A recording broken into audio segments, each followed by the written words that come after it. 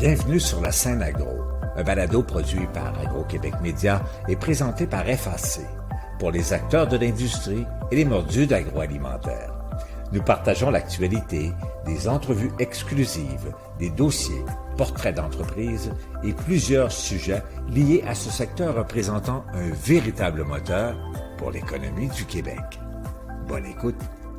Ici Lionel Levac. L'entreprise Zalgues de Bretagne, qui s'est mérité le Grand Prix Or Innovation du Cial Paris 2022, souhaite conquérir le marché du Québec, en particulier avec son produit IOD, des dés d'algues à poêler. Les propriétaires de Zalgues m'ont effectivement confirmé dans une brève entrevue que j'ai réalisée avec eux qu'ils avaient l'intention de s'installer sur le marché québécois.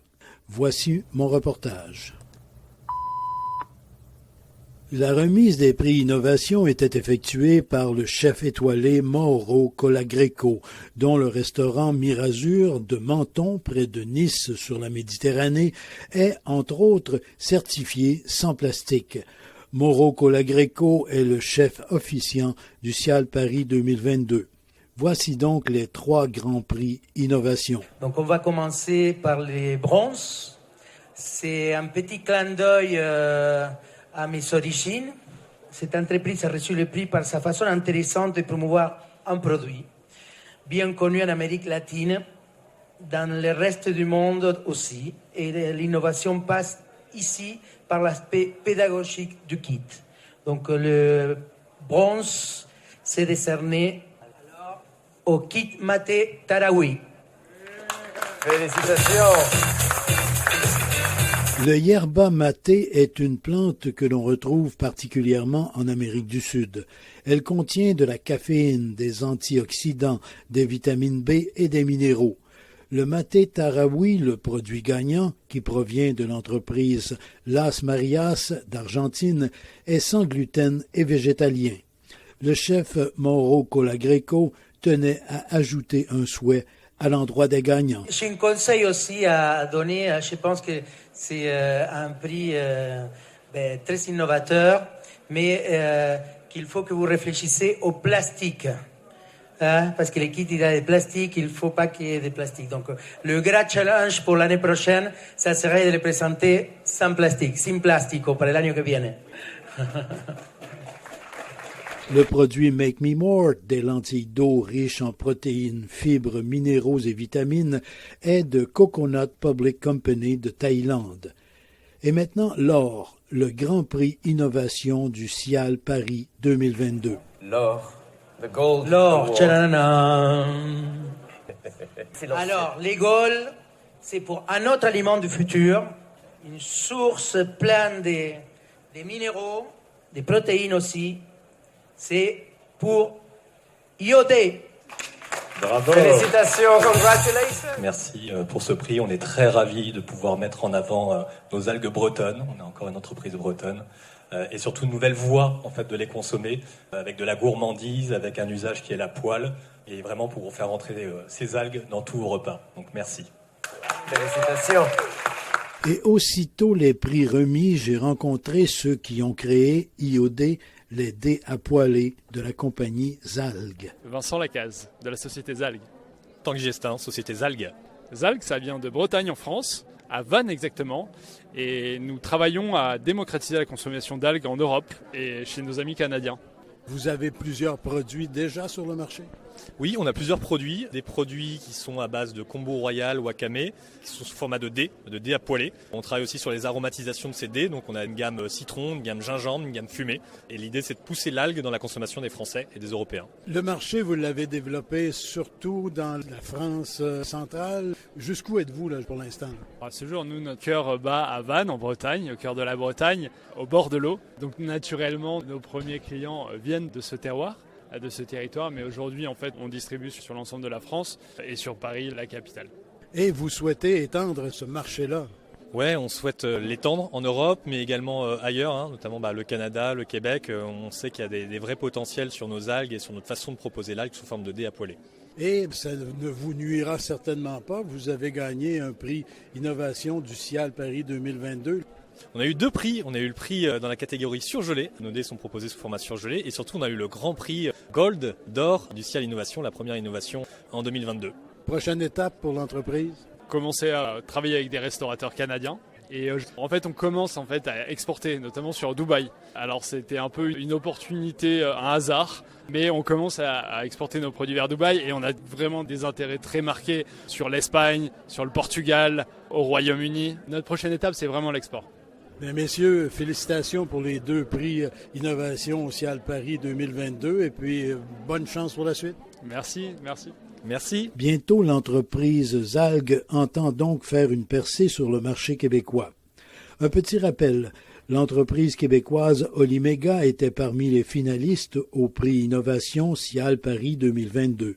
La présidente d'Olymega, signée Caméline, Chantal Van Winden, aurait certes aimé que ces graines de caméline torréfiées obtiennent l'un des grands prix, mais elle est tout de même bien heureuse qu'elle se soit retrouvée dans le groupe des finalistes. C'est déjà un grand gagnant. Puis là, de l'emmener ici, là, à Paris, on en est fiers, vraiment, parce que c'est un produit qui est issu de nos terres québécoises, puis ça, c'est une belle fierté. Le Cial est au fil des ans bien intégré dans le décor parisien, étant la plus importante foire agroalimentaire au monde.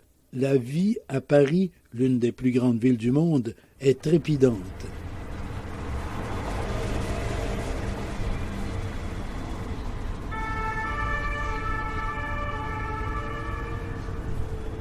Et Paris veut protéger et restaurer ses richesses, comme Notre-Dame de Paris. Malgré l'imposant chantier post-incendie, on y vient toujours par curiosité ou dévotion.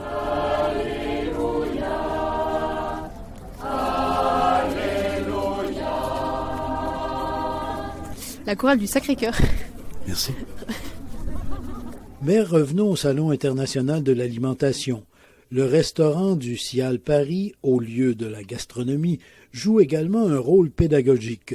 Cette année, les chefs de renom Rebecca Lockwood et Julien Marceau y officiaient et offraient, entre autres, l'huître Marie Morgan, sauce hollandaise au yuzu, les tagliatelles de sèche ou encore le croustillant de pigeon.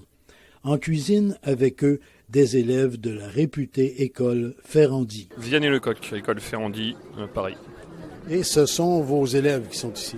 Exactement, en fait, on vient aider les chefs sur le service. On est aujourd'hui avec une quinzaine de jeunes. Et ça fait partie de la formation, ce sont des élèves finissants. À quel niveau sont-ils? Alors là, c'est des 2e année Bac Pro, donc leur 2e année de cuisine. Et ça leur permet d'acquérir une compétence un petit peu sur le vif du sujet du service, découvrir une nouvelle organisation, des nouvelles techniques, savoir s'organiser et gagner en rapidité également. Et tout va bien?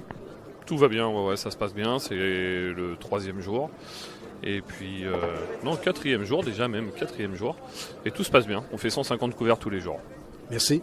Mais de rien, bonne journée. Et dans les immenses halles d'exposition, on continue de présenter les produits et conclure des affaires.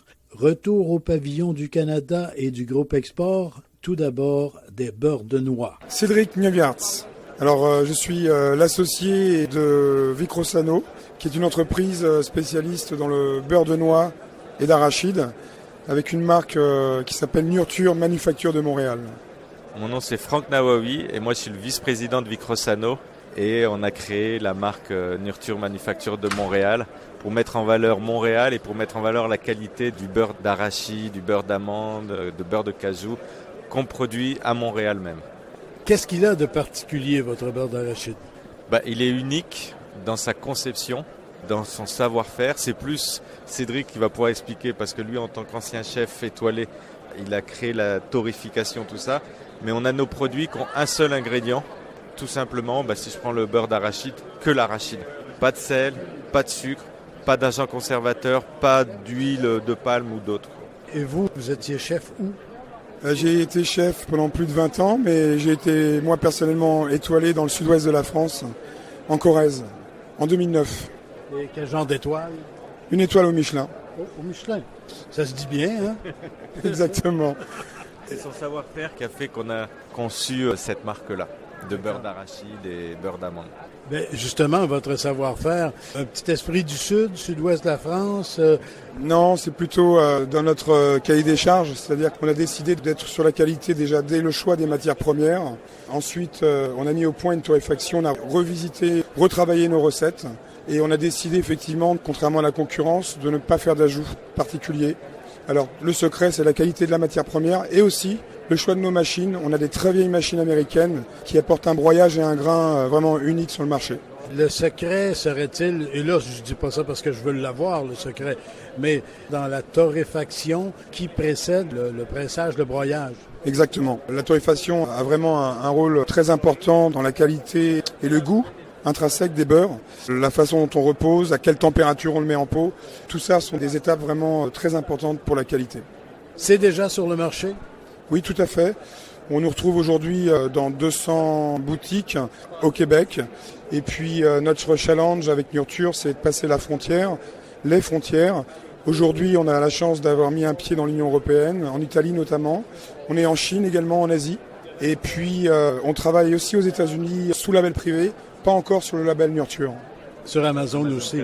Et ici au Cial, ça va bien? Oui, ça va bien. Des bonnes rencontres, enthousiasmant et prometteur. Et pour terminer, des alcools québécois. Philippe Leblanc de la distillerie Mariana. Propriétaire, je pense. C'est exact, oui. Premièrement, pourquoi le nom Mariana? Mariana, c'est le nom latin pour l'arbre l'épinette noire. C'est l'arbre emblématique de la forêt boréale québécoise, celle qui entoure la distillerie. Et notre premier produit est le gin canopé, un gin à caractère forestier, évidemment à base d'épinette noire. Alors, c'est un petit peu la genèse de la distillerie, une distillerie qui met en valeur le terroir forestier canadien. Et vous êtes installé à Louisville? En Mauricie, oui, c'est exact. Vous produisez différents alcools. Il y en a quelques-uns que je connais, le gin violette, Avril, qui est un amaretto, on peut dire ça comme ça. Et vous en avez d'autres, là, je vois Mort-Bleu. Oui, le rhum Mort-Bleu, on vient tout juste cet été de gagner le prix du meilleur rhum épicé au monde à San Francisco, qui est le plus important concours de spiritueux au monde. Donc le rhum Mort-Bleu est dans une phase de très grande croissance et au Québec et en France ici. Vous l'appelez rhum. Oui. Est-ce que vous le faites à base de canne à sucre? À base de mélasse. C'est un rhum à base de mélasse, oui.